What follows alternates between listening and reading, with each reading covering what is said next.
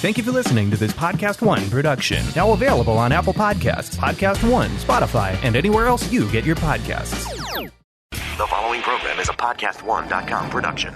From Hollywood, California, by way of the Broken Skull Ranch, this is the Steve Austin Show. Give me a hell yeah. Hell yeah. Now, here's Steve Austin. Yeah, man, I got Lane Johnson sitting right in front of me over here at the studio. Marina Del Rey, California. Starting right tackle 3 times. Pro Bowl. Right tackle for Philadelphia Eagles. Welcome to the crib. Thanks for having me. Yeah, you never would have guessed it would have been here, but damn it, it's here. Finally. What's up? Not a whole lot. Kind of resting right now. We don't start back with OTAs till late April. So right now it's fun time. Hey, take a breath of fresh air because we were bullshitting about 5-10 minutes before everybody got all quiet when I hit that record button. It's funny how the dynamic changes. What we got going on in the room here, because there's a couple people rolling cameras. There's an NFL squad following you. What are we doing here? I mean, you're doing my podcast because you and me have been in touch for a while. I don't know what I'm doing here. That man right there schedules all my stuff right there. His name's Brian. We got the NFL in here, getting that content going. I got my trainer, Gabe, so wherever I go, he goes. He makes sure I don't fuck up. So that's my dude right there. That's your trainer? That's my trainer. Oh, because I've been on your Instagram account. I've been wanting to ask you some questions, so I get a chance because I guess some of it was done with you. Yeah. So the football season's over. You're out here in L.A., so you're doing content, but obviously you're here to take care of some business. I heard that yesterday you was in San Diego getting fitted for some clubs. Yeah, I'm not very good at golf. Dude. Hey, tell me about it. Bad. It's really bad. I'm really bad. It's really fucking frustrating, too, because everything we do is with, reactionary, and it's just you in a club. How often do you play? Never. Every time, or usually when I go, it's with a buddy, or I'll be drinking, I'll putt every now and then, fuck around, but taking it serious. So then what was the impetus or the motivation to go get fitted for clubs if you don't ever play? He plays. He loves it. Hey. So that was a hookup. There we go. So what they say when your big ass goes in there, because they don't fit a whole lot. What are you, 6'6"? So they asked me what my size was, or my shoe size was, and I said 16. Well, we ain't got that. And they said, well, what's your glove size? Well, a 4X. He said, well, we ain't got that either, so you're fucked. So I went out there and started slicing that sumbitch just like I normally do, and then when I got to started putt, that's what I take kind of serious because I'm decent at it. It's kind of hard to mess that up. So I went out there and sunk about 5 straight and called it a day. So are you gonna make it? I like dabbling. It's just something if I could, be decent at it in my spare time, so I can go out there and have not embarrass myself. I'd like to do that. Yeah, but here's the thing, man. I'm much older than you, since you're still in your formative years and so you're networking. You're out there making deals, trying to make a name. Man, you are making a name. But at 29, you got a lot of years ahead of you. So if it's something that you can kind of go out there and half-ass and just have fun. Man, that's a great place to just network and make relationships and form business deals. If it ain't doing that, I like to fish. That's what I like doing. I was going to ask you about fishing. Yeah. But when you're out there on the golf course, if it ain't during the season, you're out there drinking. I mean, you like to drink beer out there? Hey, don't ask me dumbass questions. I already had somebody ask me a dumbass question today. I didn't think it was going to come from you. Hey, what are you weighing right now? About 310. 310. He's 6'6", 310. Got his trainer standing next by and got cameras rolling. Don't think I won't jump across his desk. Put my foot up in your ass. And walk it dry? Yeah. And walk it dry? I will stomp a mud hole in your ass and walk it dry. Man, that's my problem. I go out there with my wife. There's a bunch of golf courses out there. We're in northern Nevada. We're by Las Vegas. And we get out there, and we ain't worth a flying shit. And, I'll get a couple beers in, and then it really goes to hell. Yeah. My problem is I'm so competitive, I think just because I'm an athlete. You can't turn it off. I should be good at anything I do. But it don't happen like that with a ball and a stick. That pride will hit you in the face when it comes to that sport. Right when I'm at my lowest, my wife will get out there. And fucking crank one straight? No. I'd like go out there and you take a couple of warm-up swings, and then all of a sudden you go for the real swing, and she'll miss it and spin around like a helicopter twice. Make you feel a little bit better about yourself? Shit, I'm bad, but hey, I ain't that bad. I'm over there laughing my ass off, but, I'll be ready to tee off, and then all of a sudden there'll be nobody out there, nobody pressuring us in any way, and all of a sudden I'm about to tee off, and here comes about 4, 5, 6 people, and the pressure's on, and I'm getting in shape for my shows, but I'm about halfway jacked up, so I'm figuring, it's all technique. Cause you see them little ectomorphs out there that weigh about $1.60, just pound that thing. So I'm just going to just crush it, and I'll tip that summit and I'll roll about 6-8 feet, and it'll be one of those. That's what I was doing yesterday. I don't know. It's they're so fluid, and we're all we've been doing is cranking weights our whole life. We're fucking stiff, and it's hard to get. I guess I don't know to be smooth with it. I got mulligan on top of mulligan. Hey, you growing up in Groveton, Texas, and I guess that'd be considered East Texas, right? It's East Texas. What's the population of that town?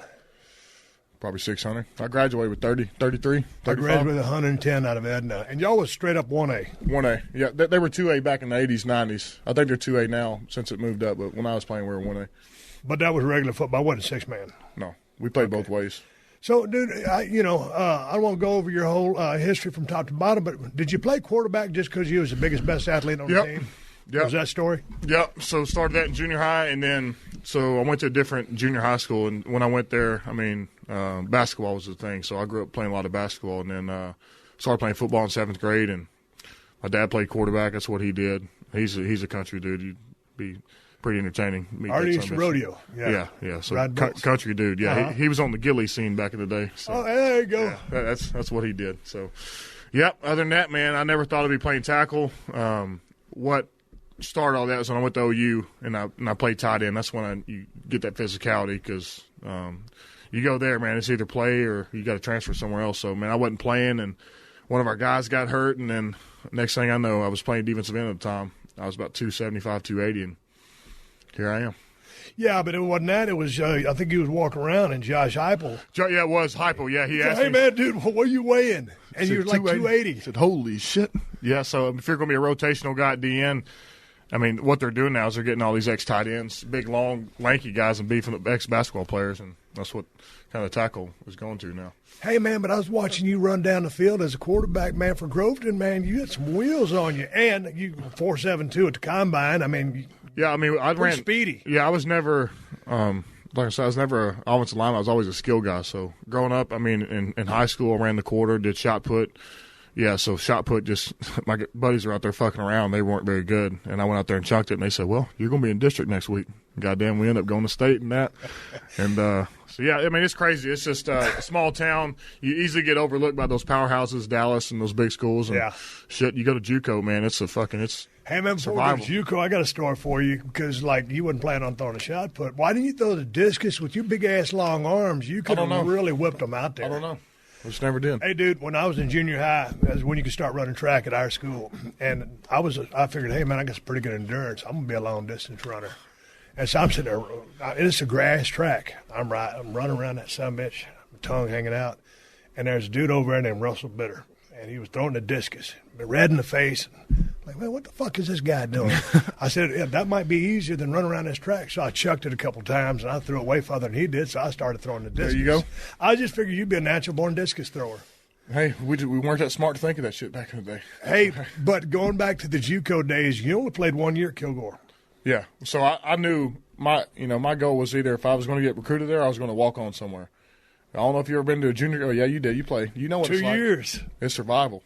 You're damn right. It was an eye-opener for me. Yeah, I went there first day, and there's, you have all these kids that you think signed, and I get there, and there's fucking 200 kids there. Line up, we're running, we're doing, it all hits you so fast. And these guys, a lot of these guys are Division I talent, can't make the grades, and, probably the best athletes I've ever played against. So it was, a lot of these guys are fucking, hood, gangster, they're hood, they're gangster. Different change of pace than where I was at. Hey, man, I was down there in South Texas, and I played running back, and I played linebacker on defense. But I was the running back, and when I was senior, I was 205. Big for South Texas 2A school. Well, my line was about 160, so it wasn't a whole lot of line up there. So I ran a 4.940. I wasn't fast enough to run east or west, so I ran north and south. I was carrying motherfuckers down the field. Like Allstott? Yeah. So I figured, man, I graduated out of high school because you get all the letters, right? Or you can get some. Yeah. And they're just like. Your parents go crazy. Look what we got in here today. Oh, and they think it's for sure deal. Hey, man, this is what they send to everybody. Letters. Yeah, those are the ones that everybody gets. Yeah. All of a sudden, when it came down to it, I had a full ride from Morton County Junior College or a half ride to Texas Lutheran College. I can't do no half ride. Yeah. I ain't got the money, so I got to go full ride. So I played JUCO. I told my mom's best friend, I said, "Don't worry about it, Evelyn. I'll go to Wharton, I'll go to Wharton and make All-American in a couple of years and go to a big school." Shit, I found out, just like you said, there's either some guys that can't make the grade, and I'll leave it like that in a nice way. Yeah. And one dude up there in Tyler, he was dyslexic. And Ronnie Ducksworth, he broke all of Marcus Dupree's rushing records. And all of a sudden, I get up there in JUCO, man, and I'm like, hey, man, I thought this shit was going to be easy. And it was a complete eye-opener for me. And I never was pro material. But as a high school kid, it's intimidating as shit. Well, I was dreaming of it. You go there and sit, and then reality hits you in your face. Did you ever have the dreams of being? Because I mean, you was a good player, good quarterback, but then you're at Kilgore, then you go to OU. Did you think you could make it? Because you were still trying to find your way, going from tight end to offensive. I mean, it wasn't until really my senior year I knew that I was going to be in the NFL. Right. And so going to my senior year, it was like, he's a late day. We don't have enough film on him. We have 1 year at right tackle to see if he progresses. So I had that year to show what I was doing or what I was made of. So, yeah, I mean, other than that, man, we worked at – we had a dude named Jerry Smith at A&M now, man. He worked the dog shit out of guys. And so he was tough. He commanded everybody to be tough. And if you weren't, you didn't last there long. So, I mean, spent 4 or 5 years with him, make you a changed man. So why a guy come from East Texas – I was born in Austin, Texas. My mother's from Guthrie, Oklahoma. So whether I cheer for the Sooners or the Texas Longhorns, I got street cred because I got lineage. Yeah. Right? So a guy from Texas, and why the University of Oklahoma? Great, elite college, but why from a guy from Texas did you pick that school? Well, I mean, I was begging guys out of high school. I was wanting to go to TCU. I would love to go to A&M. I would love to go to Texas. And I knew when I went to Kilgore, Texas was recruiting me. Some, but they don't really take JUCO guys. So after that, man, it was just really my high school coach played there, so he knew Merv Johnson, the recruiting coordinator. So what we would do during that summer, I knew I was either trying to get a scholarship or I was going to cat and mouse my way somewhere. And so I'd go visit OU, and on the way back home, I'd go visit TCU and say, well, OU's telling me this. And then I'd tell TCU, that's how we did it. And so I got offered, the day I signed with OU, I got offered in the morning by TCU. And my damn stepdad calls him and said, well, it's fucking 4th and 1 on the goal line, Coach. What you going to do? He said he's about to go to TCU, and then eventually end up signing. So, yeah. So you talking about cat and mouse, talking about just trying to work people. And you know how they worked you. Yeah, exactly. Yeah. Hey, so it felt good to pay it forward to them. I can't remember the last time, we talked, and that was a Skype conversation. I hate those, so I don't remember anything. But my cat and mouse deal was when I got signed to North Texas out of Wharton, dude, from here to that door right there, I'm the fastest guy in this room. But beyond that, all bets are off. We're out there running 40s, and the head coach has got this perplexed look on his face. And my real name back in was Williams. Mm-hmm. And he said, Williams, come here. And they recruited me as linebacker, full scholarship. And I said, yeah, Coach, what's up? And he goes, what's wrong? I said, nothing. He goes, you're running a 4.9 40. I said, yeah, what's wrong? He said, you coach at Wharton. Hell yeah. 4.7. Hell yeah. I said, shit, Coach, I ain't never run a 4.7 in my life. Hey, them coaches, that's what they do. They give him that sumbitch. If he's a 4.85, hell, he's a 4.68 today. That's how it was. And usually they put in the magazines, if you were 205, hell, you were 220. An inch taller. Williams, get out of here. Hey, I was down there at Wharton, and I lived in Kilgore for a year, speaking of East Texas roots. And my brother was a student up there at the college. And I figured I'd go live with him for a summer and haul drilling mud, and that's what I did. So I was in there. I drive along with you every day and work out at the gym. And I was lifting heavyweights back in. So when I showed up at Wharton, I was in shit shape for cardio. Mm-hmm. So I had to deal where you had to run I think it was 1 mile in 12 minutes. A mile in 12 minutes ain't shit if you're going to be a good football player. Yeah.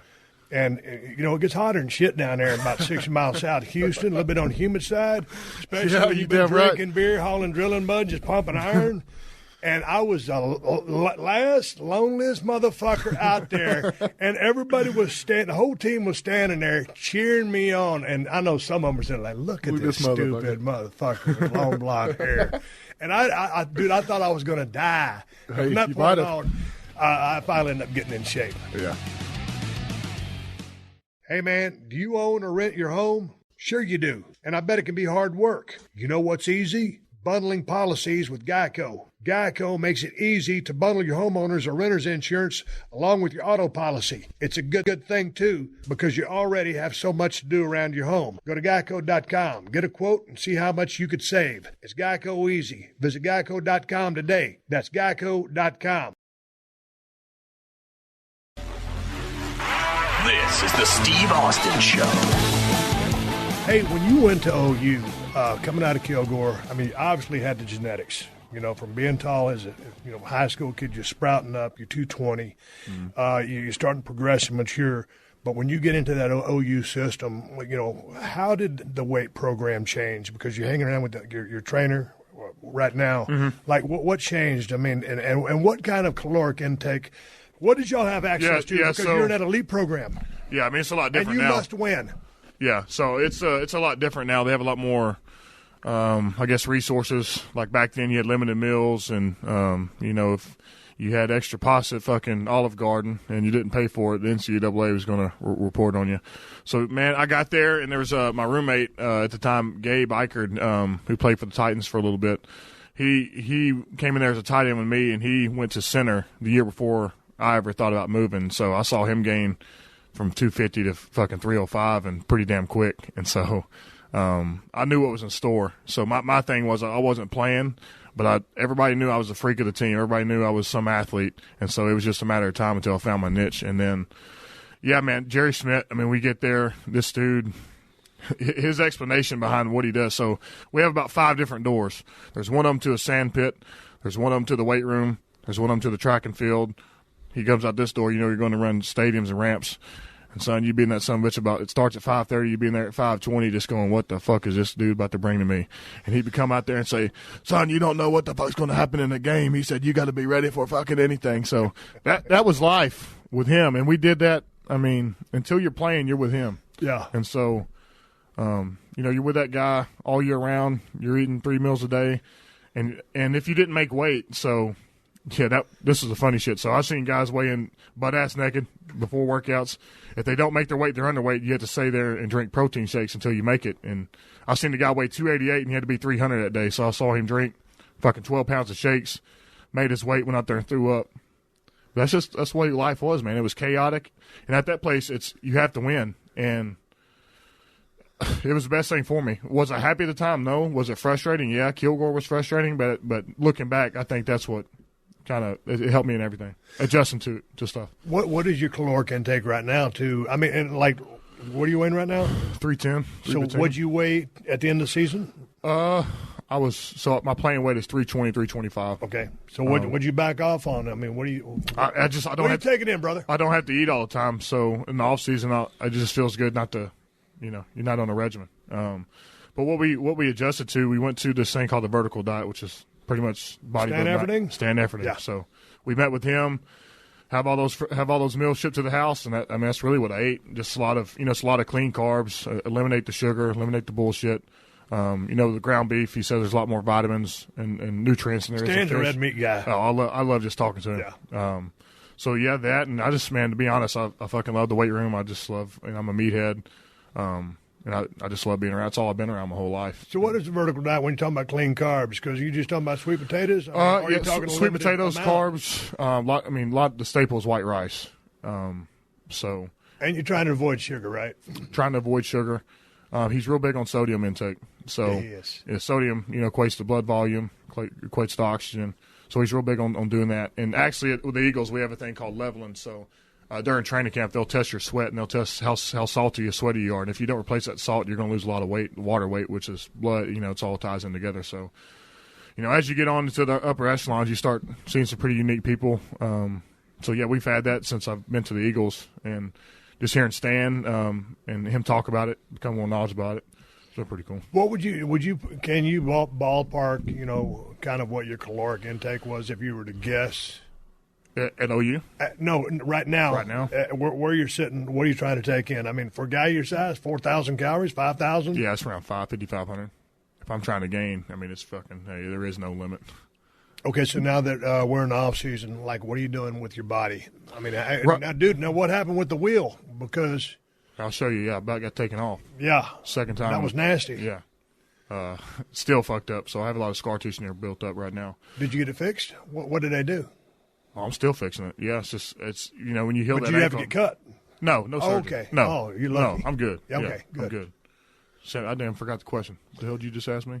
Oh, man, what are you doing with your body? Right now. So usually, man, after a season, I stay, I'm in the right tackle position. So I'm pushing off this one leg, and so my body becomes asymmetrical. I'm out of line. My quad's over firing. My left side's not firing just because I'm in that position all the time. So really it's about getting your body back into, I guess, right posture, getting things firing correctly. And really with what he does, it's all premeditated. So, you're not trying to rah-rah too fast during training camp. It's a slow, steady build, and you want to peak, December, January, February. That's when you want to play your best football. So other than that, man, we're really big as far as what we lift. A lot of posterior chain because with what we do, we sit on our ass all day. People are always on their phones. You get hunchback. People walk around with their back pockets touching. And so you got to get that shit fixed. So a lot of stuff, man. We do a lot of pulls. So we work a lot on that posterior chain. I think for me, I do a lot of reverse hypers just for my back. So just a lot of light stuff right now. We were doing some bodybuilding type stuff just to fuck around, try to look good. Yeah, but you kind of have bodybuilding genetics. I mean, you're pretty genetically elite. Mm-hmm. Would you argue that? Yeah, besides his hair. I mean, other than that, it's pretty damn good. Dude, you didn't get the lifetime guarantee just like I did. Hey, look like some hard-boiled eggs at this damn table. Hey, man. It is what it is. When I first started losing my hair, I said, man, what the fuck am I going to do? Because just back in the day when everybody had to have long hair if you was going to be a pro wrestler, so I called the dude that broke me in because you always got to have a mentor, right? Just like JP kind of mentored you, right? Yeah. So I called him up. I said, hey, Chris, man, I said, I'm kind of starting to lose my hair. He goes, what do you think I should do? Well, he's just another dumbass wrestler, so what are you going to tell me? Some kind of life-changing, advice, which I thought he had. But he goes, fuck, I don't know. So I went down to Hair Club for Men, and this blonde chick, I sat on a stool. She just started combing through my hair with these wooden sticks. And she was wearing rubber gloves. It was all professional and shit. And she goes, yeah, we can move this over here, and we'll put this over there. And I'm sitting there, I ain't selling nothing, right? But I'm thinking, man, this is back in like 93. The technology ain't what it is today, nor what I know where it's at. But I'm like, ain't no way I'm getting no fucking hair plugs. So I started cutting my shit off. Yeah, you get used to it. I was listening to you tell a story, or I was reading about you telling a story. When your buddy finally had that come to Jesus moment with you when he said, hey, dude, what's up with the wig? And that's when you decided to shave your head. He said, what the fuck are you doing? Yeah. So did it hurt your feelings, or did you? No, he saw a picture. It was a football picture. I think at OU. I think my senior year. He said, "Bro, are you balding?" I said, "Fuck no." Goddamn. Hey, but see, how bad does that crush you when you hear that? It's the worst shit you ever hear. Yeah. So I'm sitting there. I'm taking another glance at that picture. I said, "Fuck, he's right." So after that, hey, you go first round. You got that pressure on you. I'm sitting on the bench, man. I'm just there's a picture of me. I think at Tampa Bay, my rookie year. My hair's all flopping. I just got a big ass fucking bird's nest right here. I said, man, this shit's got to go. So after that, it was a wrap. I was in a hotel. We was in Pittsburgh, as a matter of fact, and I was riding with Gold Dust. I was fixing to work Mellon Arena. Dusty Rhodes? Yep. But the son, my mom went to high school with Dusty Rhodes in Austin, Texas. She was a senior when he was a freshman. And I was looking at myself, and when they brought me out of WCW, I had long hair, and I had a buzz cut like Bruce Willis did in Pulp Fiction. I know you know your movies. And so I had that buzz cut, and I didn't have the goatee yet, and I wasn't that menacing looking, kind of baby face, kind of still. And I said, man, look at this shit. And I had that Widow's peak. What do you call them? You call them something in one of your cul-de-sacs. Cul-de-sacs, man. I had them big-ass cul-de-sacs. And I said, man, fuck yes. I said, I ain't going nowhere. Let me just shave this shit off. And I got to the building. Everybody said, man, Steve, why'd you shave your hair off? Oh, fuck, it was that long anyway. What's the difference? Yeah. Then I grew I grew this in. I started growing the stash, and then I had the connectors. I had to hope. It started to come together. It started to come together, and that's when I come up with the Stone Cold Steve Austin thing, yeah. So it ended up working for me. When did you decide to grow this shit in? Well, I shaved that shit off one time, and I looked like a soft-shell turtle, son. Looked like too much real estate. Looked like my chin got shot off. It did, because, man, when I take this shit off, I did Longest Yard with Adam Sandler, and all of a sudden I'm thinking, okay, I'll do this movie, but I only got a few lines because I don't like to memorize nothing. And they said, hey, Steve, to be a prison guard, you have to take the goatee off, and your mustache can only come down to here. Look like Hitler. And I'm thinking, no, I just look like an idiot. And all of a sudden, man, I shaved my shit off, and then your mustache has to be trimmed, to right. It can't go below your lip. And I look like a fucking idiot. So, I grill. And that's when I met my wife at the World Gym. It's just right down the road. Yeah. And my buddy was the guy that run the front desk, and he knew my wife just from a different gym. And she teaches special ed. And one of her students had brought a WWF calendar and hung it up. It was my month. And she recognized me, and she said to my buddy Dan, she goes, "Hey, is that Stone?" Because she didn't watch wrestling. Yeah. "Is that Stone Cold Steve Austin guy?" Because I didn't have my shit on. And he goes, "Yeah." And she said, "Do you think he'll come read to my kids?" "I don't know. Go ask him." So, of course, when I approached her, as she speaks now, it's like I was interrogating her like a damn cop on the side of the road or something like that. But anyway, what, you got another story? No, I said I bet you liked it. She didn't know shit about wrestling. That was pretty refreshing, huh? That was good, man, because I think we met at the perfect time. Yeah. And the fact that, I think all teachers are special, but the fact that she was a special education teacher, man, I've been divorced a couple times. Yeah. Man, this is a match made in heaven because she understands me. Yeah, you understand. And communication is one of her strong suits. Yeah. And for me, I'm one of those guys. I bottle my shit up and, hey, like to head on, talk every now and then. Dude, after years of being on the road and sweeping shit underneath the carpet, we don't need to go into details. Yeah. My wife, hey, man, whatever's up, is she going to get to the bottom of, and we're straight. Every stone's going to be unturned? Yeah, she's the best thing that ever happened to me. Today we're welcoming back IPVanish to the show. So what is IPVanish? IPVanish is a virtual private network, a VPN for short. And a VPN is a super important tool that helps you safely browse the internet. You can use a VPN on your computers, tablets, phones, even things like your Fire Stick when you're streaming media. When you use a VPN, all your data is encrypted. What you're reading, what you're searching, what you're watching, whatever it is you're doing. That's important because what you're doing on the internet isn't my business, and it's no one else's business either. IPVanish helps you remain anonymous and secure on the internet. IPVanish is just $3.49 a month. For just $3.49 a month, or $27.99 a year, you can help protect your online privacy and security. Now, here's everything you need to know. Anonymous IP addresses. This means your personal IP address can't be tracked by anyone on the web. You can circumvent any online censorship. IPVanish has more than 1,500 servers in 70-plus locations. Get protection when using public Wi-Fi. Remember, with IPVanish, all your data is encrypted so no one can snoop on what you're doing. 24/7 support. Email them, chat with them, even call them. They're there to help. If you remember, these guys supported the show a few weeks ago. They've come back with an even better deal, wanting to offer something special for the new year. You're getting 65% off now. So go to ipvanish.com/Austin to claim your 65% savings. They have plans starting at $3.49 a month or $27.99 a year. This is the time to sign up. With our discount and their current promotion, you can get a VPN for 65% off their usual offering. IPVanish is the best of the best. It's even rated 4.7 out of 5 on Trustpilot, and that's with more than 6,000 reviews. Show these guys some love. They're repeat sponsors. Remember, it's ipvanish.com/Austin to get the deal and start protecting yourself online.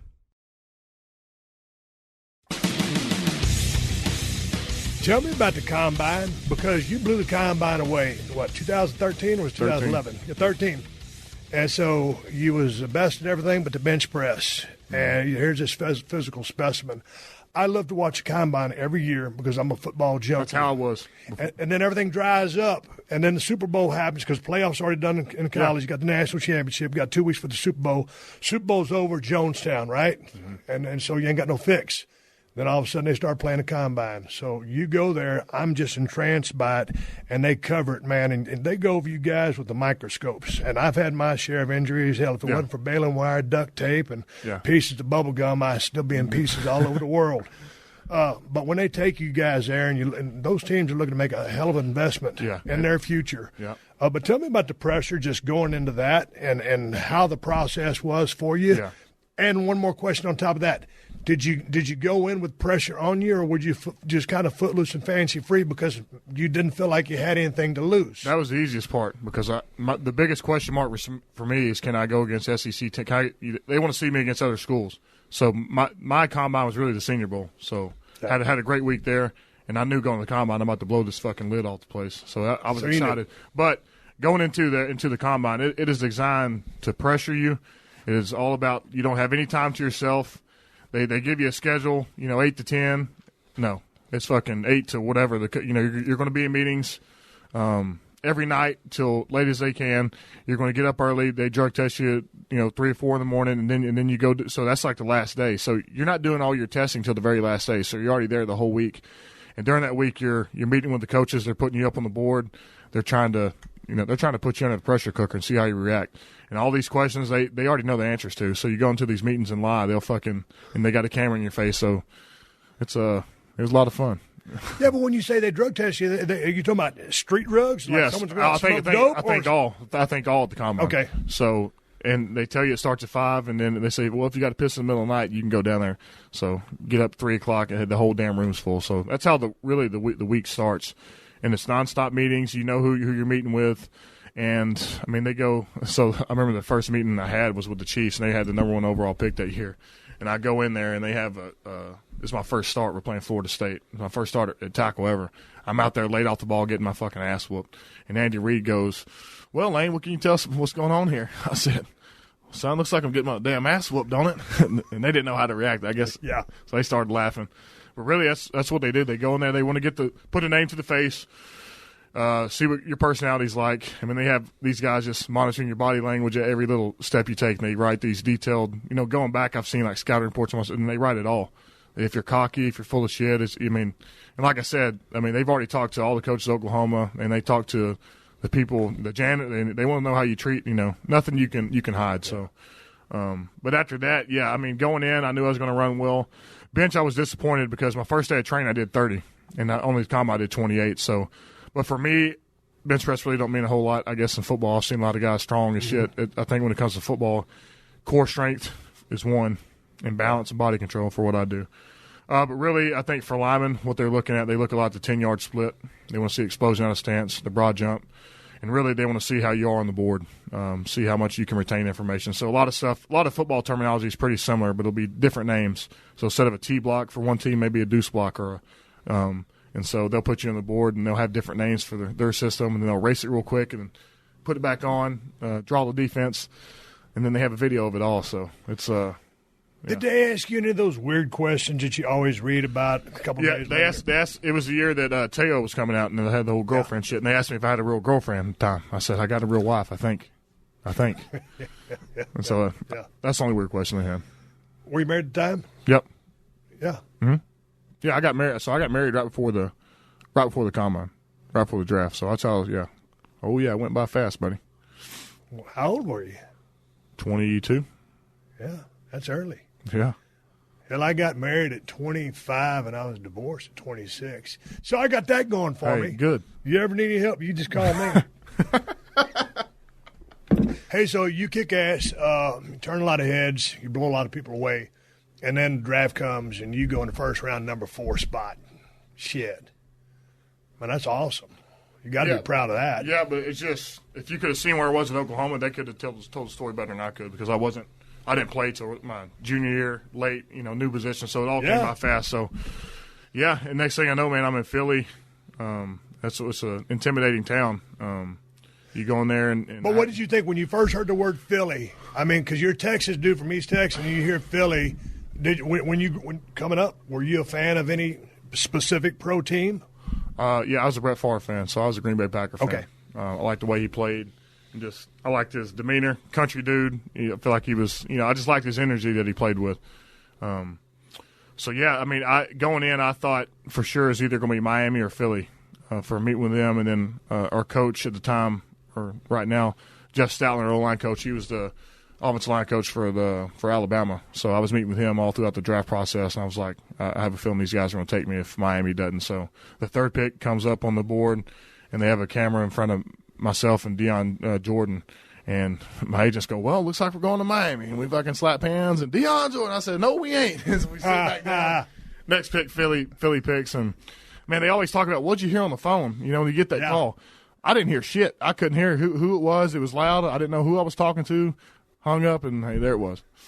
And so, going to Philly. Was that just nerve-wracking when you watching? Yeah, it happened fast for you because you went 4. Yeah, it goes by fast, and just my dad's never been to New York City, so and I was walking around I said, asked him, is that the Empire State Building?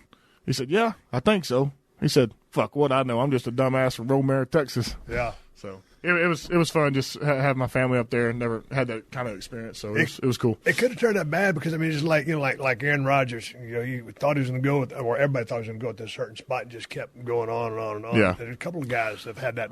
And some of it was due to, some not good choices. Yeah. But sometimes guys just fall. It's like, hey, man, well, where the fuck am I going? Mm-hmm. So you said going to Philly, and you said it's in I love to wrestle in Philly. Philly fans have always been very good to me. Yeah. So when you go there and all of a sudden you embrace you always talk about, like, football in Philly is a lot like football in Texas. So it's a religion. Yeah. So they take that shit serious. And you said it was intimidating. Hell but, yeah. dude, you're coming from OU, which is an intimidating program. It's intimidating. And then I have Jason Peters, who's left tackle, so I'm supposed to be succeeding him. And, he's one of the best of all time, if not the best. And so I'm supposed to emulate that guy. Okay, don't fuck up. Don't have a bad play, because as soon as you do, all them summits there are going to try to get you off your game if you pay attention to it. But, I mean, really, I think the toughest year I had was, really just the rookie year, because you go there because it's 2 years into one. You play your whole college season, and then you have the draft process, combine, and you don't really have any time off, and then you're in OTAs, and then it's football time again. So, long year, long 2 years. To me, playing high school football, it was just a blast because you're out there. I mean, We're your buddies. I saw some of your tape. Y'all played a lot more scientific game than we did. And you're the QB, and then you go to junior college. I thought, man, that was even, if not, it was just a sidestep. There was no more pressure to it. When I went to North Texas, now they're Division I, it was Division II back then, but there was more pressure there, and you had to do something, or they got a lot more money invested in you. Yeah. So you go from high school, Kilgore, OU, now pro style.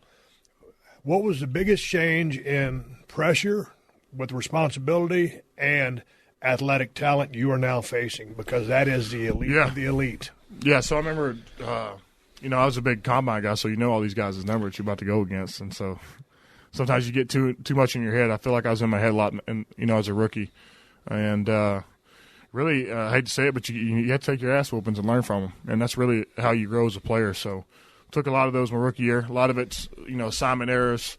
But, I think that maybe the biggest jump is probably offensive and defensive line from the pros to college, because everybody's pretty damn fast in college. You have your speed. When it comes down to savviness and brute strength, and, this is the best of the best. This isn't, I'm playing Texas 1 week, and I have the week off next week against some team. So that's the biggest thing. You have to be consistent every week. And, one thing about these guys, like I said, the intelligence of them, the stances, shit you get away with in college, you can't do that now. They read on your stances. They read on your eyes. everything is – it's out there. It's all black and white, and these guys, all you do is play football, and all these motherfuckers do is watch film and scout you. They know what you're about. So that's one thing I love about football, is that it's all black and white right out there for you. You can't bullshit it. Your effort, everything you do is shown on tape, and so you can talk all the bullshit you want. The tape's going to prevail, and they say the eye in the sky doesn't lie. There's a thing. Brock Lesnar decided he didn't want to play football. Brock Lesnar decided he didn't want to be in the wrestling business anymore, so he figured to go out and try out for the Minnesota Vikings.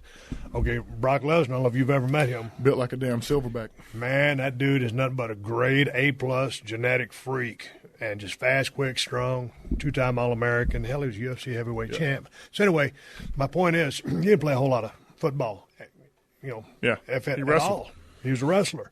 So he goes up there and damn near makes a team. But it's a guy like that where you could take this freak physical specimen of kind of which you are the same, but if the other person is just about as strong or just about as quick, but they have all the technique, the savvy, the learning, and the tricks, you're going to get taken to school. Yeah, and there's a lot of players like that. Whatever they may lack athletically, that they can diagnose a play a lot sooner and get there. That's what I'm saying. So all these scouts, that's what they do. They devote their lives to breaking down these players, but yeah, if you can get a player has good genetics, like I'd say like Luke Kuechly, the guy was so smart and he used to call it every damn play before we ran it, and that's What did you think when he announced his retirement this past year? Because he was a guy that I really admired. Yeah, he had a few, and I'd seen him lit up on the sidelines that one time. He just had that look of fright on his face. It was one of many that he'd had, and it just scares the shit out of me because I might have had one or two in my day, but not like that. What did you think when he announced that retirement? I think you kind of get heartbroken for the guy because you know what that game means to him, and for him to say that he's done with it. And he's so young. He's so young, but it means, I mean, these hits take a toll on you. Yeah. But I think if he's doing it, I think it's the smart decision. You know, Calvin Johnson did similar, you know, guys retiring early, Patrick Willis. Hats off to them, man, because, hey, after it's all over, you know, hey, shit goes on. It always Hey, man, does. I thought I kind of got a bug up my ass when Andrew Luck announced his retirement. We started crawling all over him. I'm like, hey, man, that dude's ankle is they don't know. up. They don't know. Yeah, his I mean, arm. Yeah, here's a guy. I mean, he loves the game. He's obviously a super smart cat. He's really good at it, and he decides to step back just because he wants to not have a shit pile of pain or whatever, or deal with everything he's dealing with. I respected his decision. Everybody gets to the point where they've had enough, and he's been a guy that's obviously the franchise guy, can do it. But you take, you know, he's always rehabbing. You know, he goes out there, gets rehab, does well, gets injured again, over and over, man. That does a lot to you. Fucks you up. Hey, man, now that we know so much more about, not we, I'll say they, about the concussion, CTE concussion protocol, like I said, I've had one or two, but it was never a thing for me. It was just me getting dropped on my head and damn near getting paralyzed, which was my, you know, deciding to ride off into the sunset. You had a concussion this past season. I guess there's 5 steps to a concussion protocol.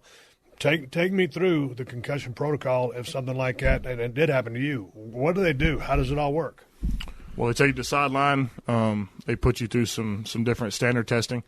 And the thing that they changed about it is that now they have it's like a pre-concussion test. So you take a test out of season, and you have a baseline score for all these different factors: reaction time, memory, recall. And so they have that baseline, and throughout the process, I mean, obviously, if you're concussed, you stay out the game. And throughout that, you have to – first of all, it's symptom management. You have a score. And then a lot of it, to get cleared, you have to go see a neurologist, and you have to beat that baseline test, which isn't – you know, it's not a bullshit test. You actually – I mean, I think they're doing pretty well with it compared to what it was, I think, a long time ago. What's the baseline test? They're asking you questions? Yeah. So it's a computer test. So it's different. Like I don't know what's the best way to do it. Is it response time? Yes. Yeah. So it measures your response time. A lot of it's memory recall. So they'll have like 9 different shapes with numbers under them, and you'll have to remember what the shape is. You know, related to the number. So what is arithmetic? Is that what I'm trying to say? Yeah. So a lot of that. Speaking of arithmetic, how did you do on? It takes me back to the combine. One of the questions I wanted to ask you: did you have to take the Wonderlic test? Yes. Did you? What was your score? I think I scored a 28 there or a 30. One of those. Damn near genius. Oh, that's smart. I mean, that's a high Wonderlic score. I don't want to call you a genius, but obviously it's a very high score. Yeah, I ain't that. There's quarterbacks that don't score that. Yeah. I mean, it's so. What's the highest you could score? 50. Shit, I think I might hit. I don't even know if I'd hit double digits. That shit, it don't matter. It doesn't. I don't think it correlates. It worked out okay for me. Hey, you were in when you were at OU, you were there for human relations. Was your major? Yeah. HR. What were you gonna do with that? I was in health and exercise science, and that's what I wanted to do. And then they had a class called anatomy there that was really fucking serious. And this professor was really tough, and I had my class was going to block those fucking 9 techniques because I knew where I wanted to go. But yeah, it's anatomy class had you.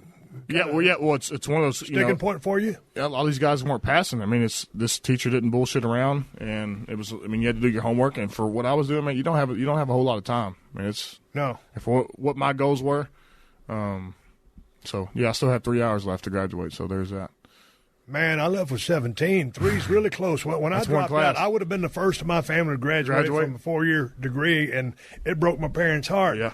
But hell, I was going to go into insurance business. I thought I had to, be a business major. My dad sold insurance for a living, and he graduated from Rice University, and he played football. They went to the '58 Cotton Bowl. This is back when Rice was actually a program in the Southwest Conference, and scored the only touchdown in the 21-7 loss against Navy. So I figured I'm going to go into insurance business with him, and Algebra 2 and accounting are kicking my fucking ass. So I just said, hey, fuck it. I'll turn into a PE major. And anatomy, physiology, kinesiology all worked for me because I was interested in, and I could see how everything worked. So I did okay. But when you did those labs and you had to start naming those parts in the brain, that's when I started getting real close to that smart dude that was in the class. And I started copying him on his test. And so I got through anatomy. Yeah. Where there's a will, there's a way. By God. So are you going to go back and get your degree? You know, mom would like me to, but I think my class I got to take is pre-cal, so I guess we'll see. We'll see about that. Shit. I think, well, you know, here's one of the things I've noticed about you. I know you give back to the community. You do a lot of stuff with the schools there in the Philadelphia area. Also, the Children's Hospital of Philadelphia. And so I always tell everybody I did not get a college degree, but if any kid ever asks me any opinion of mine, I say, hey, man, to go out in the world armed with as much information, armed with as much information, give you your best chances at survival and succeeding. So I always preach, go as far as you can, as far as whether it's trade school, learning how to weld, or spending yourself up on schoolwork. Just getting educated, and it's about forming relationships. I think along the way, it's what it's all about. And, I mean, with what you're doing right now, dude, I mean, you could tell me different, but, I mean, with all the stuff that you guys do with film study, learning, plays, all the playbook, man, we talked about the JUCO guys, some guys that just ain't quite there. Yeah. I think to really be successful, you have to be such a supreme physical specimen that you can just out-dominate everybody or have a knack for the game. Or you damn sure at that level you got to be pretty fucking intelligent. Yeah, you'd be surprised. There's a lot of dumbasses walking around. Hey, sometimes I'm but they're genetic freaks. Hey, yeah, exactly. I would say along the offensive line for what we do, a lot of it's you have all these different schemes, you have all these different calls, and you have to be on your shit at the right moment. So a lot of it's just like it's competing under pressure. But that's what I love about the game is that I'm relying to that guy next to me, and a lot of what I do as far as blocking defensive line is, a lot of chess. Because sometimes they may run a game, sometimes they, set up a different presentation, but it's all fun. Yeah, but I'm watching you on YouTube. You're talking with Coach Brian Bellick, and then Ron Jaworski. I used to love Jaworski, and you're breaking down. You're telling what's going on here. So when I'm watching you, I'm not watching a dummy diagnose his plays. I'm watching a guy who knows what's up. Yeah, I mean, we have that phrase, I don't fear the man who practices 10,000 kicks or one kick. That's 10,000 kicks once, or I fear the man that practices one kick 10,000 times. So that's all I do, man. That's all we do is play football. So after a while, you get pretty decent at it. Hey, talking about that, just as far as Jason Peters' influence on you and how he was so open and sharing with you, and you guys just all put him over as like it's a supreme stud. I'll tell you, yeah, he is. So I'll tell you a story. So yeah, my first story at training camp, I'm coming in. They want me at 315. All this, I'm struggling my weight. And this so much gets done working out, and he's in his cold tub shorts. He gets on that scale, it says 360, and he ain't fat, buddy. And then so you see a guy that big, and you think there's no way this guy can move. And I was like, this guy can fucking move as fast or maybe faster than me. And so he's undrafted, and he goes to the Bills, and they have him as a tight end at 330 pounds, and they have him as a wedge buster. And our special teams coach, Dave Phipp, he's like, he's the only son of a bitch I've seen that bust a 4-man wedge. I said, hey, I fucking believe it. The guy can barely fit through that door, but he's a down to earth country guy. He's from Queen City up there by Texarkana, Arkansas. So yeah, just having him, just kind of like a big brother. I mean, he's pretty. I mean, what I like about him is that with football, people can teach you all this. There's only a certain amount of shit you can take with you before a play snap. So he likes to keep things pretty simple. And one thing he told me is that 9 times out of 10, if you have a good presentation to the defensive end, which is if you have a good low base and fast feet, you're going to win most of the time. If you get out there and you're laid off the ball, simple stuff, but not a good thing. When did you develop that kick step that you have that gets you so far back or wide, or so that incoming defensive end or what? Tell me about through him. Yeah, it was through JP. So I go in. I mean, the guys. What's funny is that he's not even looking like seems periph. He has his head like this, and he can still periph that ball. But I notice he's always beating the snap count. And so when you talk about defensive end, a lot of times their lives, if they get that first step, that's a sack. You get that tackle's shoulders turn, it's over. That guy's beating the DN off the ball every time. He may get some false starts every now and then, which I get a lot of them too. But it's the name of the game. It's all about if you explode to the spot that you're going to meet the defensive end at, you have a lot more time to react. You have a lot more time to build your foundation, so to speak, and get ready to whatever that DN's going to do to you. Are you a guy that talks trash during the game? Because I'm a huge fan of Lawrence Taylor. In my opinion, he's the greatest linebacker to play the game. And so I'm that guy.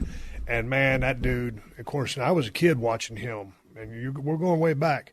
But, man, that dude just was nothing but straight-up chaos. He would hand you your ass and then tell you about it. And he was always teeing off on Jaworski. Yeah. So, anyway, are you a guy that talks trash out there, or is a guy or does it affect you if someone's talking trash to you? Or, I mean, you're a guy. I usually don't talk shit unless somebody smarts off. If they get, somebody's going to smart off to me, I'm going to fucking get at them, and then here we go the rest of the game. So, but yeah, I mean, every now and then shit happens out there. You can't, guys coming to bull rush the fuck out of you. They say something to you. I'm going to say something back to you.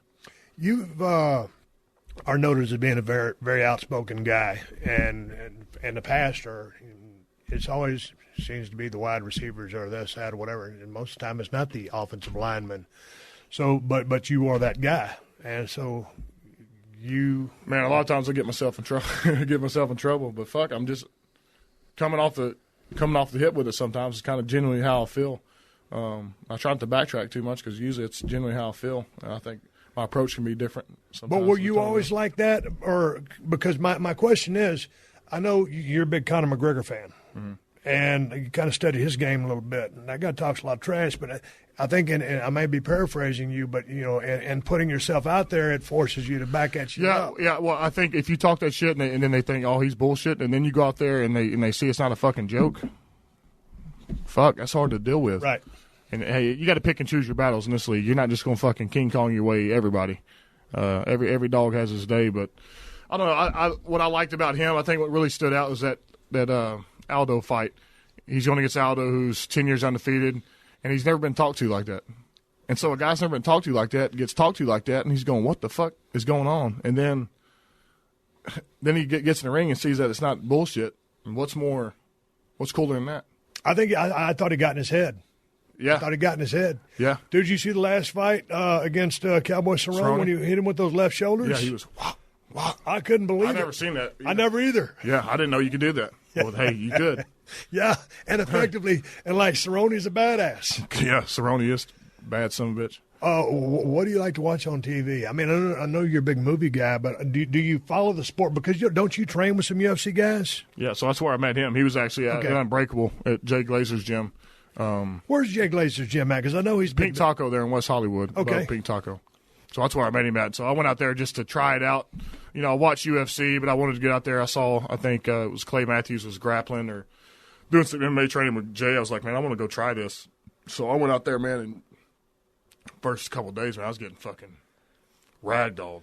You want to talk about cardio? There's nothing more tiring than wrestling. You did your whole life. Wrestling the sumbitch in the ring, serious for, 3-5 minutes on end, wears your ass out. So I just remember the first couple of days, I was just puking my ass off. And the guys that I'm going against aren't bigger than me either, but they're just wearing my ass out. And so I think it was a humbling experience for me. And then just seeing how those fighters train and how they have all these different coaches and what their schedule's like. And I'm like, I think football's tough. And I'm seeing these guys, what they do, it's unbelievable.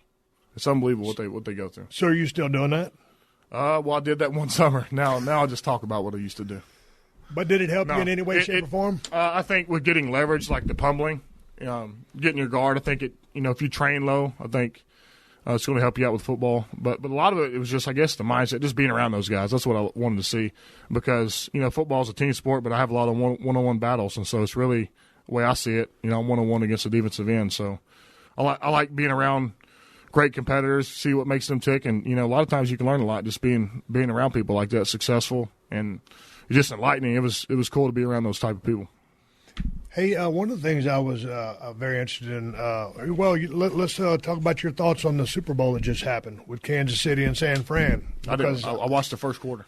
I was on the road driving. Were you? Yeah. Did you listen to the game? Or did you get a chance to watch a replay? Yeah, I mean, I was on my phone to see the score. My coach in college, Bruce Kittle, his son's George Kittle. So I wanted it for him. But then again, Winchester was my good friend at OU. A couple guys at OU. Williams, the running back. So I didn't mind who won, but it felt good to see James win. But so you didn't see the game? No. Okay, then there goes that question.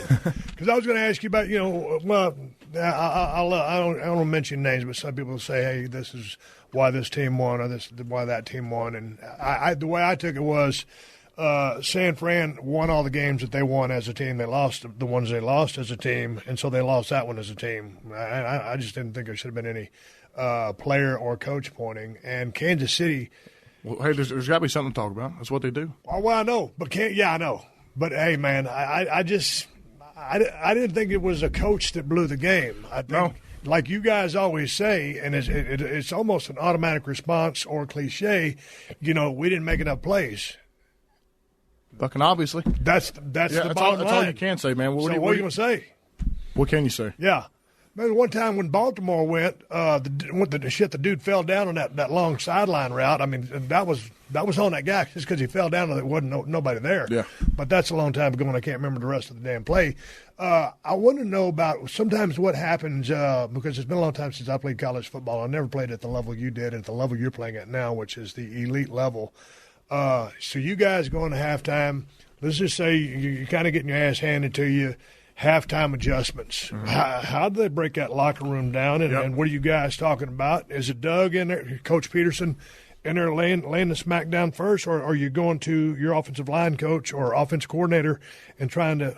You tell me what the process is. Yeah. So I always wanted to do because that's what I'm looking for coming a third quarter. Yeah. So you go in the locker room. You have defensive side. They have their projector set up with all their chairs. All defensive guys sit over there. Usually defense coordinator. Usually the coaches are meeting for a little bit. So you get in there and you have your bananas. You have your fucking Excel gels. Get energy up, Gatorade, and then you have about 5 minutes for the coaches in there. Offense coordinator with us. Doug and Stoutland O-line, and we'll just we don't have video, but we have clips of the game, some shit that they may have done or surprise us with, and so we'll say, hey, well, we're going to change this on this protection, so we'll make an adjustment in there, and then we'll have a game plan. Okay, we're going to keep pounding the inside zone because it's been working, eventually going to break, so it's really huddle together. You got your little projector, and then it's the halftimes aren't very long, so it's not long for you back out there on the field. So get some fluids in you, get a couple bananas in you, get the game plan, and here we go. It's back out there playing again. What was the most motivating halftime speech that you got? Someone having to light a fire in your ass, whether it was college, JUCO, or pro level? Because I've got one for you. I'll go first. Yeah, we was there's mixed company in the room, so this story with some profanity in it. But this was one of our halftime speeches, and so I was playing linebacker. We was down there getting our ass handed to us on Saturday night. It was in winter. It was cold and rainy, and we was freezing our ass off. And on top of that, they was kicking the shit out of us. So we go in there, and, of course, we're in the away dressing room, which is about as big as this room. So it's a whole team. And then Tom Adams, he was a defensive line guy. He played at Rice University, and he was the last guy that the Oakland Raiders cut way back in the day. So, I mean, dude was about 6'1", but he was about 320, and he was intense. And he wore braces, on his teeth. So he was scary. He was cool as fuck, but, man, when he started lighting up on you, you listen. Yeah. And so, man, he started ripping us a new one because they was running roughshod on us. Man, we was ragtag. I mean, it's JUCO football, man. Our red and white uniforms, and he goes, God damn it. He goes, you guys, tomorrow you're going to wake up with a butt full of cum. I'm like, God damn. I'm sitting over there like, I got my arm hanging off over here, damn near beat to shreds. I said, you're going to pile that one on me because we're getting fucked that bad. You're going to drop that dime in the form of motivation. I'm like, motherfucker, what am I doing here? How come I'm not at the University of Texas? Has there ever been that moment for you? I've had some halftime That's a top speeches. right. Can you top that? I apologize to everybody in this room, but that's what the guy told us.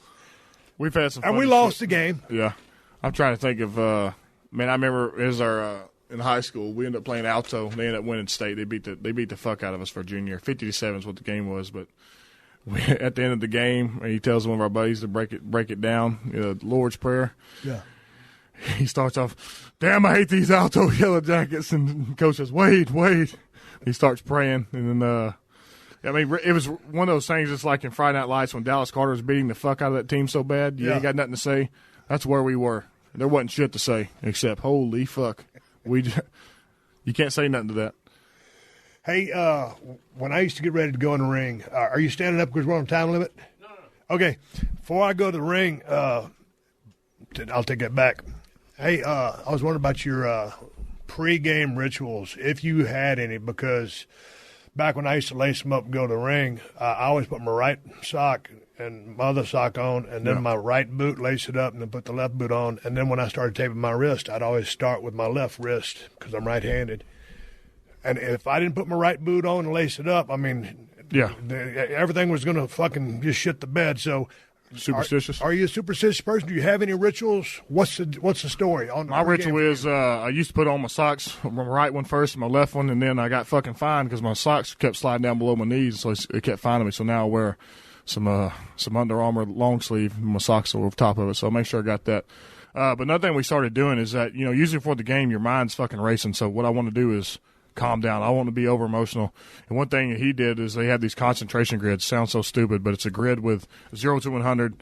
All the numbers are scattered up, and you have a time limit. You try to focus, find 0, 0, then 0, 1, all the way up to 100. So it keeps you in the moment. It keeps you concentrating, and you really compete with yourself. But what I find it does, it calms my mind, so I'm not overthinking. Generally in football, a lot of times you fuck up, you're overthinking. Paralysis by analysis, you're scared of getting beat. I just try to fucking put it all aside and really, I try to calm down as much as I can. Okay, because I get amped up. Cause usually on game day, I get up. Usually 5:30. I'm on edge. Usually I go in the shower, dry heave a little bit, just get that nervous energy out, and I'm ready to go. So are you eating pregame, or are you one of those guys that don't like to eat? No, I eat. Okay. I force feed. I don't ever puke like before the actual game, just when I wake up that morning. So that's how I've always been since college. A lot of times I see them guys out there, UFC guys walking to the octagon with a set of headphones on. I figure that's an endorsement. I've seen the guys come off the bus that got the headphones on. I've seen you with them on. Okay, now is that an endorsement, or are you listening to some tunes? Listen to some tunes. Okay, so what are you listening to? Man, we have a lot of. Generally in my locker room, it's a lot of rap being played. So I'm not playing Blue Clear Sky by George Strait. We're playing some sinister shit. I like to listen to some grunge, some Alice in Chains. I like to listen to Soundgarden, Nirvana, some rap mix in there. But usually, like what I was saying, what I found out is if I ever get too emotional or something before a game, it doesn't do good for me. So the less I think, and the more I stay in the moment, the better I am. I don't care about what fucking song's being played. Doesn't need to be played right before I walk there, because I start overthinking and start second guessing, doubting yourself, and that's really just out of fear of being beat when it comes down to. And everybody has that. It's natural.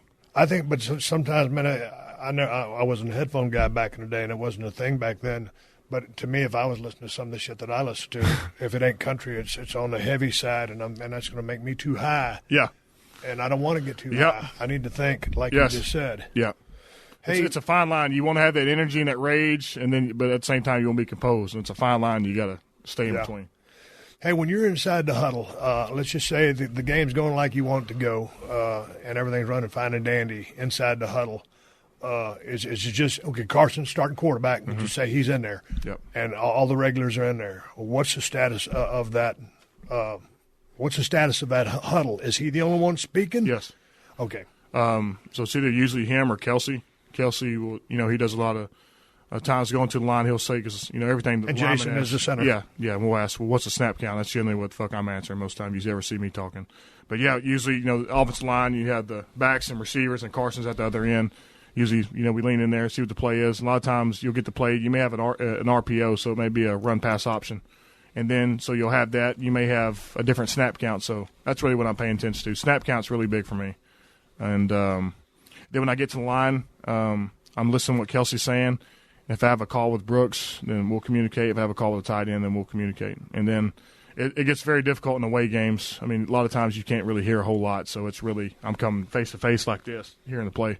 So Okay, take me back inside that same locker room. Yes. Y'all are getting y'all's ass handed to you. Nothing's going the way it's supposed to be. Maybe you're on the road, or maybe you're playing in Philly and it's even worse. Yes. Because you're losing. Back inside the huddle. What's up?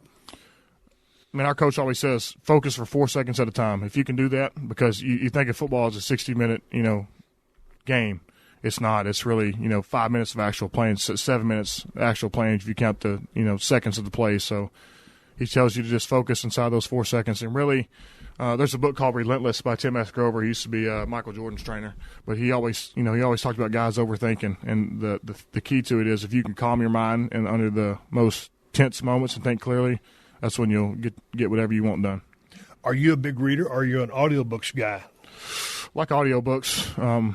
He knows I'm a big YouTube guy, man. I love watching different podcasts, different clips, whatever interests me. A lot of it's fighters, so I just love hearing people talk shit. I love the press conferences. I love that shit. I mean, it's a lot of fun to me. Hey, when you guys won the Super Bowl, was that 2017? Time escapes me. They always talk about how big the Super Bowl is, and I'm a football junkie. So, how was the experience for you? I mean, I know you got family that you're trying to get tickets for, spend time with, but I know you got your meetings, you got your media. But when you get out there on the field, are you nervous as a long tail cat in a room full of rocket chair? Man, it wasn't magnified? No, it was such a long fucking season. You're at the end, you're like, come on, motherfucker, I'm ready for it. Just, hey, whatever, let's go. I don't want to think about it no more. Because that season's so long, man. Right. You're talking about from June to fucking February. It's a long time, and you're doing football every day. So you get to that point. Super Bowl, I mean, there's a lot of stuff going on, but what the coaches did a good job is try to keep it as normal a schedule as possible. So try to, they always talk about eliminate distractions. So, he told, handle the ticket situation early, so you ain't got to do that bullshit when you get there. So kind of, that's really what it was. So when we practiced at the Minnesota facility, it was, about 2 foot of snow outside. There wasn't a whole lot you could do. So we practiced, man, and then we did different events as a team. We would go out to eat and try to keep it a normal week. But, yeah, I mean, before the game, I remember it was a lot of guys were just loose because you had that feeling of what we could do. And I guess when you feel that, it's kind of when you know that you have a special team. If you guys going out to dinner, is it just O-line? Because, I mean, that's a bunch of some bitches out there at dinner table. Yeah, usually we do O-line dinners. When I was out there, I think I went out with Alshon and Torrey and some other guys. So, yeah, that was just an interesting week. Finally, y'all get the big win, okay? Now trying to chase another one. Can y'all get back there? Yeah, we can get back there. I think when you look at our past 2 seasons, we've had everybody fucking out that you can have out. I'm talking about star players. And you can make all excuses you want. Did we accomplish what we want? No. But I can say I think if similar teams went through the same process of losing everybody, and I think a lot of teams would have folded. So I think we're resilient in that standpoint. I think we're hungry. I think, in Philly, as a player, you put up a lot of bullshit. You put up a lot of scrutiny, but, hey, it is what it is. You're getting paid lots of dollars. Hey, it is what it is. Yeah, it's just part of it. Why was the left tackle always the glamour tackle position because of protecting blindside the blind side of the quarterback? It's because now right tackle is really a thing now. Yeah, it's I think as these rushers started, the J.J. Watts, these different guys, the Khalil Macks, the Von Millers, as these guys starting to become more prominent, these guys are all over the right tackles, and so I think it was the Super Bowl with Carolina and the Broncos. Von Miller's having a field day, man, and it's really in this league. Coaches say, man, you can only hide for so long until somebody comes. I mean, and the way it is now, what a lot of teams are doing is they're building a jam on the fly. So you're lining up a guy mano a mano. So somebody's eventually going to get their ass whipped. And they find a leak in it, in the crack in the crevice. They're going to keep exposing it. So yeah, I mean, when you go look across the board, man, it's just the tackle position in general. It's really changed the dynamic. So left, right. I mean, everybody gets humbled out there. Okay, now when you left Oklahoma, you was playing on the left side. You go to Philly, of course, you get Jason Peters running the left side, so you go to right side. Yeah, so the plan was to play right until JP retired. Hey, man, he's a dinosaur. Stud dinosaur. Prehistoric. Yeah. So okay, if or when he retires, will they? I think I'm gonna stay right. Right. And a lot of that, even when he would get hurt, they'd keep him right just because instead of changing 2 positions up, just change one guy up. So we've done that multiple times. I've had played some left tackle before earlier in my career, but really, man, it's just, hey, whatever job I got to do, you're going to do it, and that's it. Hey, a couple random questions as we wrap this thing up. You're out here in L.A. Where are you off to next? We're going to the Tyson Fury fight. So first big time. Hey, where is that fight? I think it's in Las Vegas, if I'm not mistaken. I'll be damned. And is that this coming Sunday? Or? Yep. Who you got? For 22nd. It is Sunday, isn't it? Saturday. Who you got? I want Fury to win just because, I mean, I follow him, but when you look at it, it's going to be it's damn entertaining. Both of them are pretty good personalities. When I see I think a better boxer with fury, the way he moves and the way he's awkward and avoids those big punches, I think he's more technical. I think he's more polished. But you have that guy who's erased 41 guys out of 43.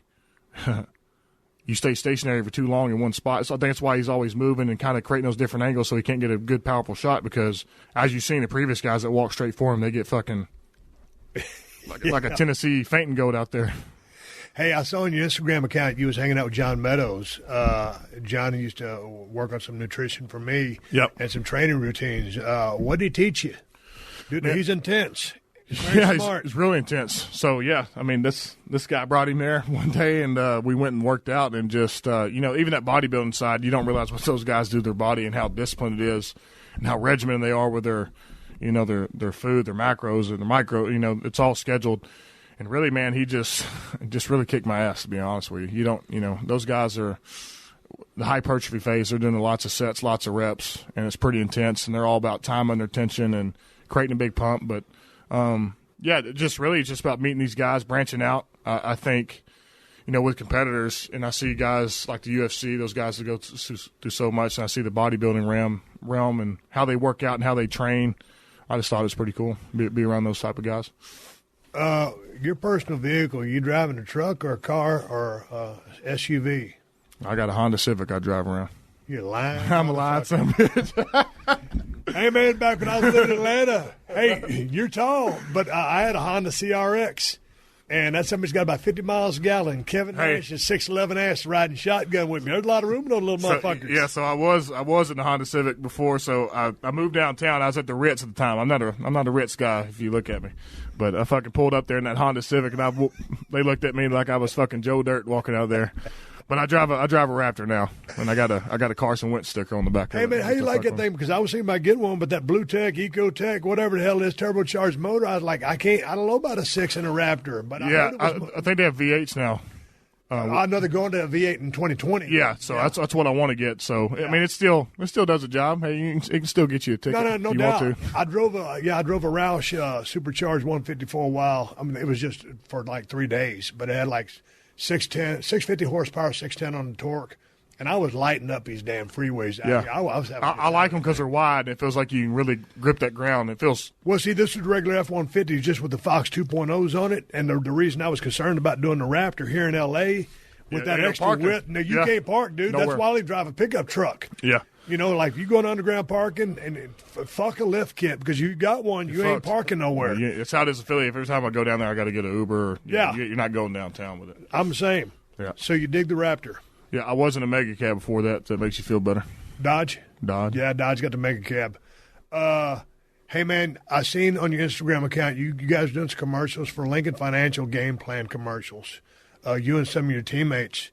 Do they have someone that helps you guys with your financial planning? Because, you know. Yeah, so as you get in the league, as a rookie, you have all these classes. So they have these financial advisors. You have your team go in there. It's player personnel, and they educate you on all this, and they give you guys that have done it the wrong way, done it the right way, and the retirement's really good. In the NFL, they match it per year. So they do a really good job of – and that's changed, I think, over the past decade or so, where kids are a lot more educated. And they show you the guys that done it wrong and where it can lead, and then they show you guys that have planned it out and are doing really well. So I think the education's there, and it's in a good place. Man, I mean, because I think it's so important, man. When you come from, hell, I came from nothing. You come from Groveton. I don't think y'all were just shitting money. All of a sudden, it's easy. If Mike Tyson can generate $500 million fighting and pretty much run through it, anybody can run through anything, and we've seen it happen. I've been so used to living not.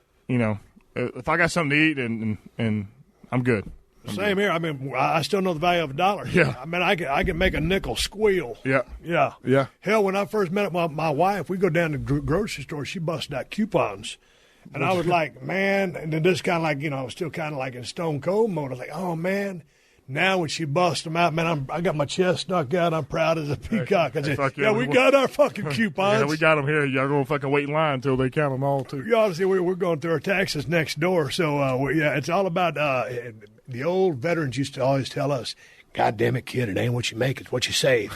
We used to always tell them because back then you're making $15, $20 a night. Hey, fuck, you got to make some money to save it. Yeah. But hey, yeah, back then you living for the minute. Hey, yeah, as long as you got a ride. But a lot of guys, they want to spend on the gross.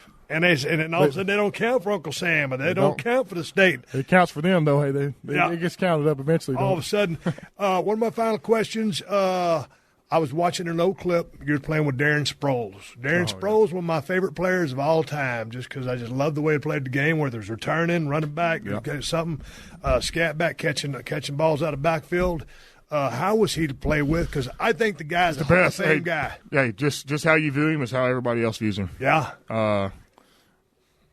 I don't know what year it was, but, I mean, ever since I've been there, he's been the guy. It doesn't matter if it's a walkthrough, it doesn't matter if it's practice. He is full fucking speed all the time. He's not very big. And what's funny, man, you got some big-ass dudes online, and you got Sproles over there looking at everybody like this.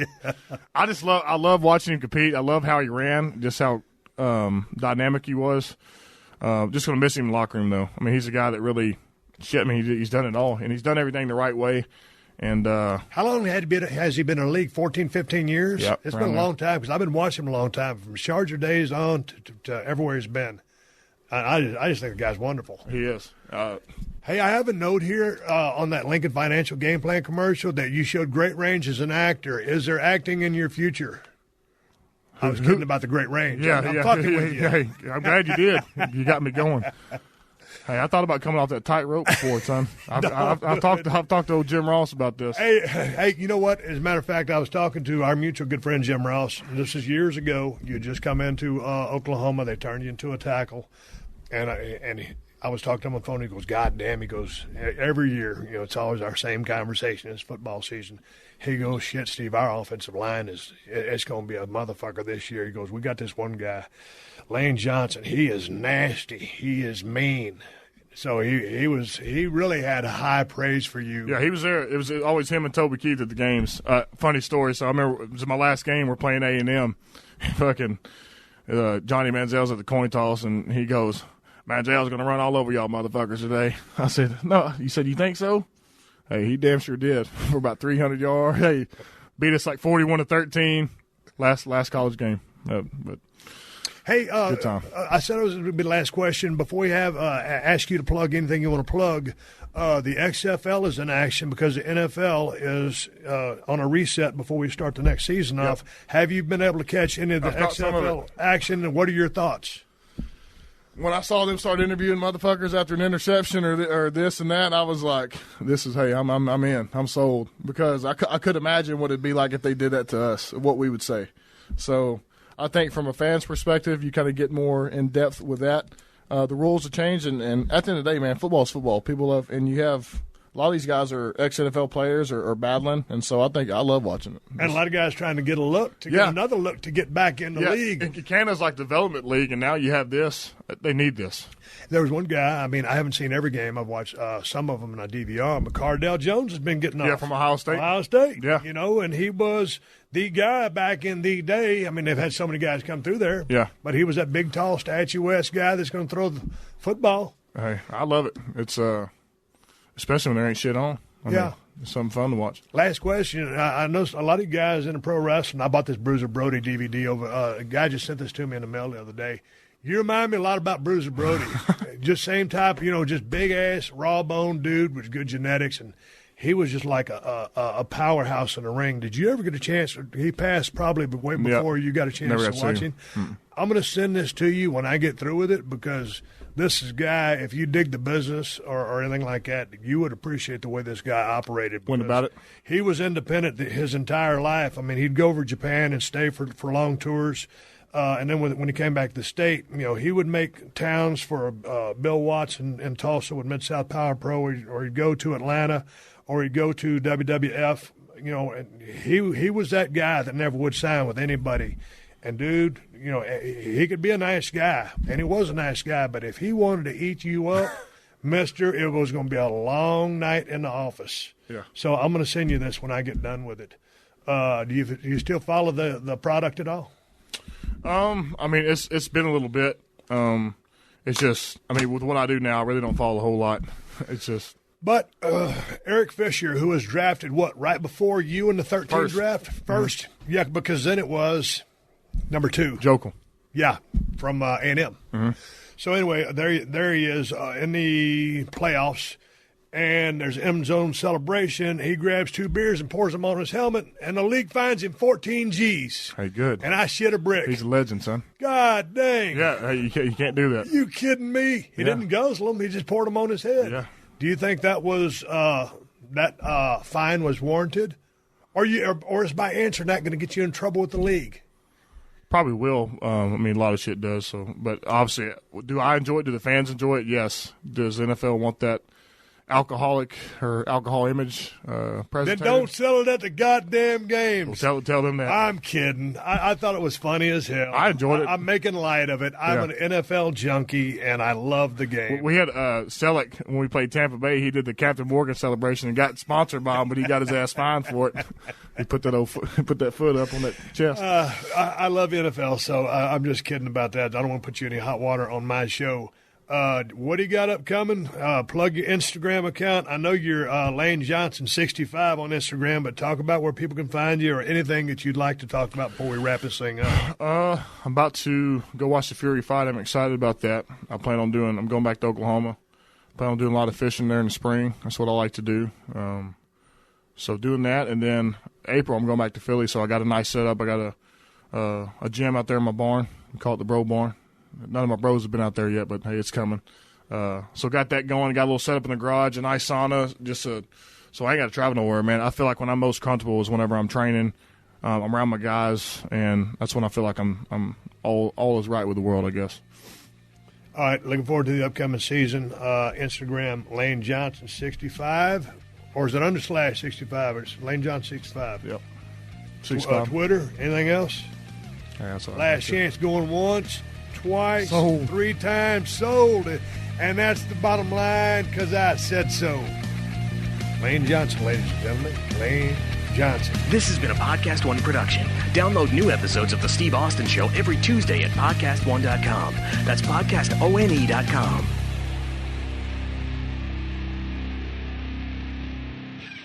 Hey, man, do you own or rent your home? Sure you do, and I bet it can be hard work. You know what's easy? Bundling policies with Geico. Geico makes it easy to bundle your homeowners or renters insurance along with your auto policy. It's a good thing, too, because you already have so much to do around your home. Go to geico.com, get a quote, and see how much you could save. It's Geico easy. Visit geico.com today. That's geico.com.